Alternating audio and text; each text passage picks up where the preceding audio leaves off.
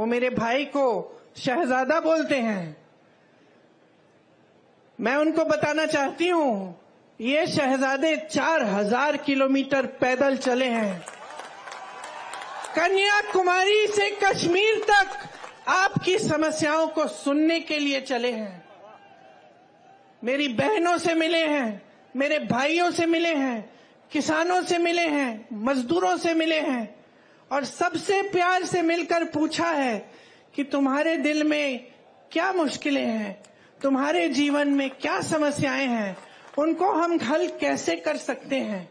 और एक तरफ आपके शहंशाह नरेंद्र मोदी जी महलों में रहते हैं। आपने कभी टीवी पे उनका चेहरा देखा है?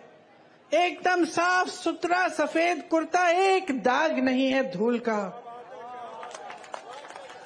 एक बाल इधर से उधर नहीं हो रहा है। वो कैसे समझ पाएंगे आपकी मजदूरी, आपकी खेती? कैसे समझ पाएंगे?